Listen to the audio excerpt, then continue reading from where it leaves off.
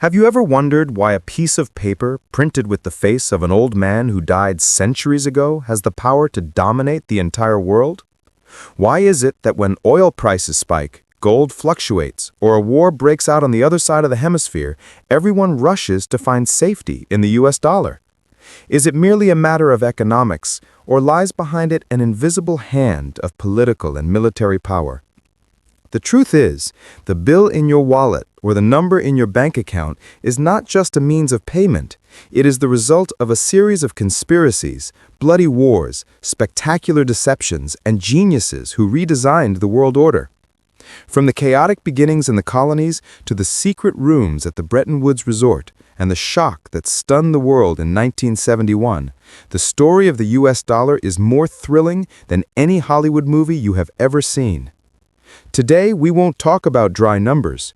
We will peel back the history soaked in sweat and tears to understand how this green piece of paper climbed to the throne to become the king of currencies, the world's reserve currency. Welcome to this mesmerizing journey of economic history. Let's travel back in time to the 18th century, when the United States was still a loose collection of colonies fresh from independence. You might be surprised to learn that, at that time, the US dollar did not exist at all. The economy back then was a chaotic mess. People used whatever they had to trade: tobacco, beaver pelts, seashells, and most commonly the Spanish silver pieces of 8 reales coin. Imagine going to the market to buy a sack of flour and having to pay with a scrap of silver cut from another country's coin. The lack of a unified monetary system stifled the growth of this young nation. Debt piled up after the Revolutionary War, and each state printed its own worthless currency. In that context, Alexander Hamilton, the first Secretary of the Treasury, saw a different vision. He understood that to become a superpower, America needed a unified, trustworthy currency. The Coinage Act of 1792 was born, officially giving birth to the US dollar. The most unique and genius aspect at the time was not the name dollar, which was anglicized from the German word Taler, but the decision to use the decimal system. While Britain was still struggling with a complex system of pounds, shillings, and pence, America simplified everything. $1 equals 100 cents. This beginning was humble, but it laid the foundation for utility and pragmatic thinking, characteristics that would help the dollar reach far later on. However, throughout the 19th century, the US dollar was still just a mid-tier player, completely overshadowed by the powerful British pound. No one at the time dared to dream that this young greenback would one day dethrone the United Kingdom. The balance of power began to shake when World War I broke out, but the real turning point, the fateful moment that propelled the dollar to the pinnacle of glory, was World War II. While Europe was engulfed in flames, cities flattened, and economies exhausted, the United States, protected by 2 oceans, became the factory of the world. The Allied nations had to buy weapons, food, and supplies from the US, and they had to pay in gold. The result? By the end of the war, the United States held 2/3 of the world's gold reserves. Economic power had completely shifted from London to Washington. In 1944, as the war was drawing to a close, delegates from 44 nations gathered at a secluded hotel in Bretton Woods, New Hampshire. Here, a new world order was established. The United States, in the position of the gold holder, dictated the rules.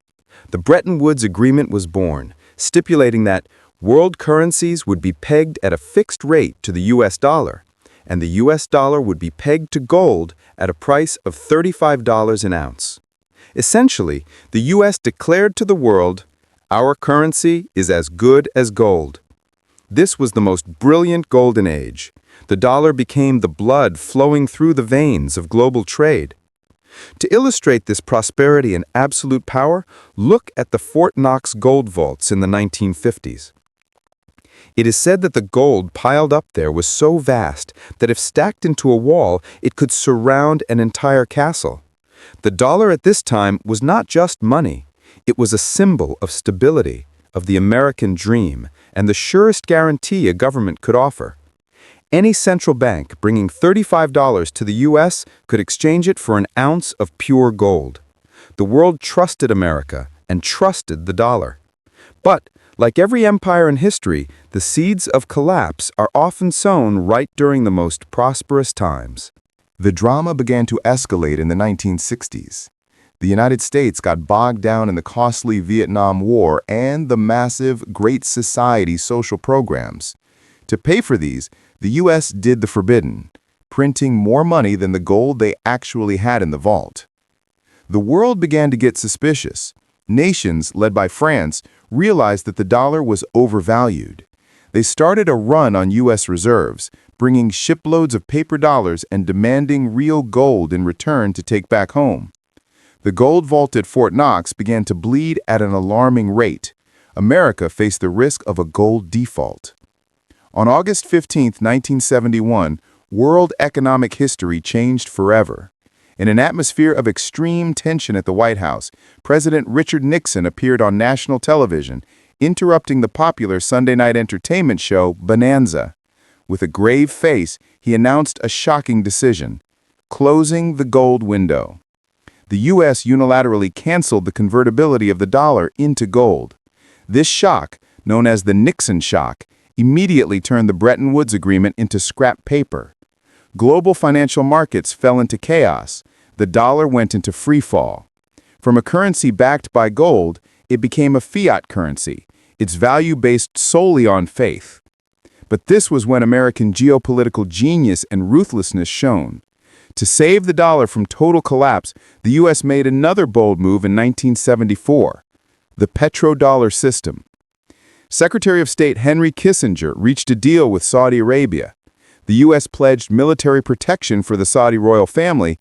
In return, Saudi Arabia and later the entire OPEC bloc would only sell oil in U.S. dollars. This move was a masterpiece.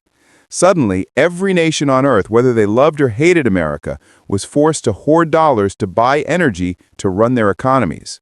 The dollar was saved not by gold, but by oil and military might. Since that bold decision in 1974, we have been living in a world running on a foundation of fiat currency under the dominance of the U.S. dollar. Its consequences are present in your daily life, whether you are living in Hanoi, London, or Tokyo. First, this allows the U.S. to enjoy an exorbitant privilege. The U.S. can print money to buy goods from all over the world, while other nations must labor and produce to earn that money. Essentially, the U.S. exports its inflation globally. When the U.S. Federal Reserve, or Fed, raises interest rates, the economies of developing countries wobble. Import prices soar, and your wallet is directly affected. Second, the dollar has become a fearsome geopolitical weapon.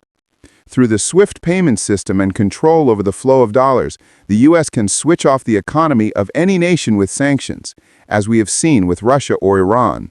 No guns or bullets are needed, just cutting off access to the dollar is enough to cause paralysis. The core lesson from this story is, currency is never neutral. It is a reflection of national power. The value of the money in your pocket is not guaranteed by gold or silver, but is guaranteed by trust in the economic, military, and diplomatic strength of the nation that issues it. The dollar keeps the crown not because it is the best piece of paper, but because the system behind it is the strongest, up to this present moment. Looking back at a journey of over 200 years, from scraps of silver colonial to the mighty petrodollar system, the history of the U.S. dollar is a mirror reflecting the rise of a superpower. It shows the flexibility, ruthlessness, and incredible adaptability of the American economy in the face of the changing times. However, history also teaches us that no empire lasts forever. With the rise of new economic blocs like BRICS, the trend of de-dollarization, and the advent of digital currencies, is the dollar's throne shaking? Will our grandchildren, 50 years from now, still use the dollar as the yardstick of wealth, or will it become an artifact in a museum like the currency of the Roman Empire? That is an open question that only time can answer, and change might come faster than we imagine. What do you think about the future of the dollar? Will it collapse or continue to mutate to dominate? Leave your thoughts in the comments section below. I would love to hear your perspectives.